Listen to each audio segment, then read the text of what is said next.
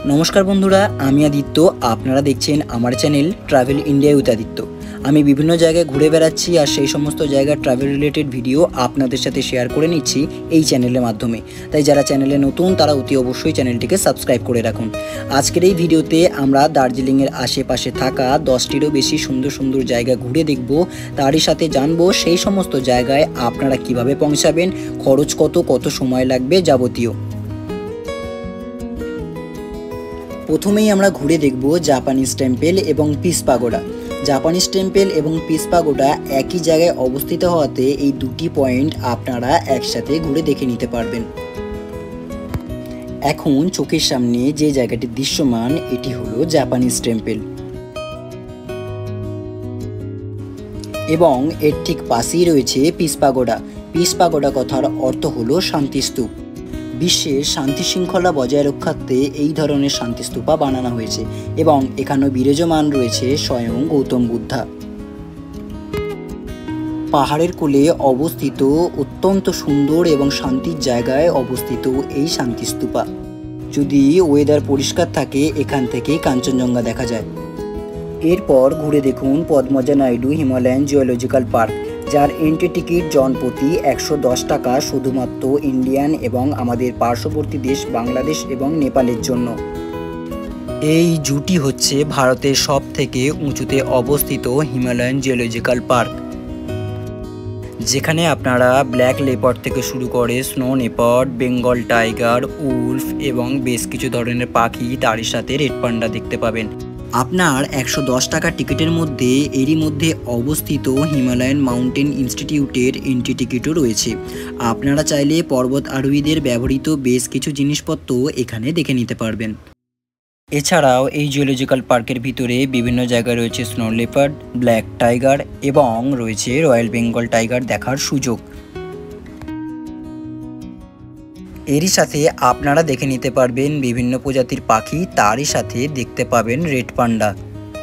এই red panda দেখার জন্যই মূলত এই জায়গাটি বিখ্যাত হয়েছে।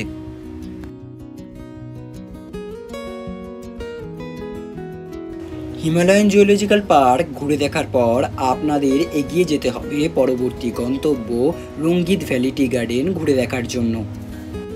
রঙ্গিত ভ্যালি টি গার্ডেন পাহাড়ের কোলে অবস্থিত সুবিস্তৃত চায়ের বাগান দেখতে হলে আপনাদের আসতে হবে রঙ্গিত ভ্যালি টি গার্ডেন।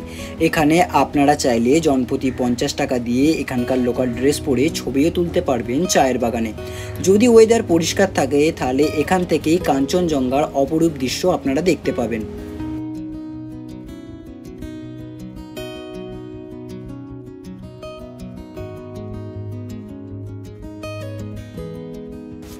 রঙ্গিত ভ্যালি টি গার্ডেন ঘুরে ফেরার পথে দেখে নিতে পারেন দার্জিলিংয়ের রামকৃষ্ণ মিশন। এটি মূলত রামকৃষ্ণদেবের স্মৃতিসৌধ হিসাবে তৈরি। এই রামকৃষ্ণ মিশনে রামকৃষ্ণদেবের গুরুত্বপূর্ণ বেশ কিছু ব্যবহারকারী জিনিস এখানে সুন্দর করে গুছিয়ে রাখা রয়েছে। এরপর ঘুরে দেখুন তেনজিং রক HMI, যেটি হিমালয়ান মাউন্টেন ইনস্টিটিউট নামেও পরিচিত। এখানে আপনারা চাইলে 100 টাকা জনপ্রতি দিয়ে এই ছোট টিলাটি ক্লাইম্ব করে উঠতে পারবেন। তেনজিং রকের পাশেই রয়েছে গম্বু রক, আপনারা চাইলে এটিও ঘুরে দেখে নিতে পারেন। তেনজিং রক এবং গম্বু রক ঘুরে দেখার পর আপনারা চলে আসুন দার্জিলিং রোপওয়ে দেখতে। এই রোপওয়ে খোলা থাকে সকাল 10টা থেকে বিকেল 4টে পর্যন্ত।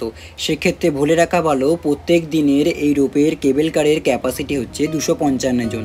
তাই আপনারা চাইলে প্রথমে রোপওয়ে ঘুরেও দার্জিলিংয়ের বাকি জায়গাগুলি পরে ঘুরে দেখে নিতে পারেন। সেক্ষেত্রে রোপওয়েতে আপনার টিকিট, লাইন সমস্ত কিছু নিয়ে সময় লেগে যেতে পারে 1 থেকে 1.5 ঘন্টা। এই রোপের ভাড়া অ্যাডাল্টদের জন্য 260 টাকা এবং চাইল্ডদের জন্য 130 টাকা। 5 কিলোমিটার আপ অ্যান্ড ডাউনের এই রোপের অভিজ্ঞতা আপনারা দার্জিলিং এসে অতি অবশ্যই নেবেন। এই রোপের অভিজ্ঞতা আপনার সারা জীবন মনে থাকবে। এটি গেল 7 পয়েন্ট এবং পরবর্তী দিনে 3 পয়েন্টে প্রথমেই ঘুরে দেখুন টাইগার হিল।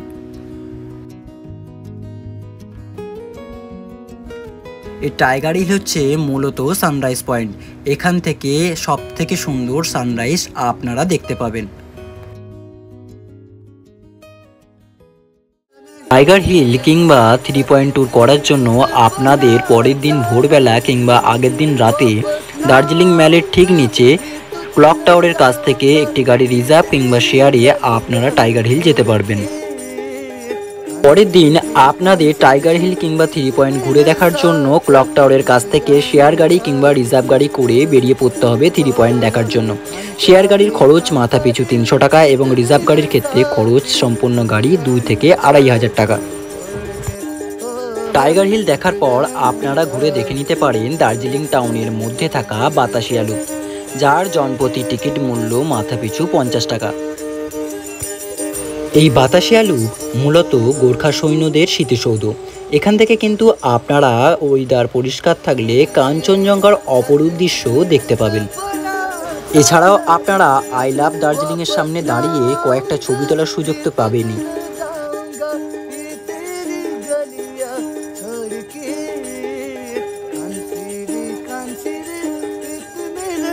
এরপর ঘুরে দেখুন ভারতের সবথেকে উঁচুতে অবস্থিত রেলওয়ে স্টেশন ঘুম, যার উচ্চতা প্রায় সমুদ্রপৃষ্ঠ থেকে 7,407 ফুট।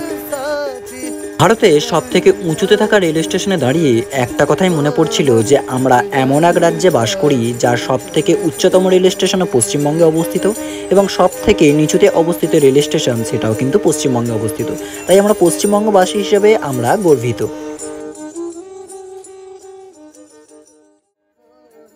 ঘুম স্টেশন ঘুরে দেখার পর আপনারা ঘুরে দেখুন সামথিং ছুলিং বুদ্ধিস্ট মনেস্ট্রি। এটি মূলত ঘুম মনেস্ট্রি নামেই পরিচিত।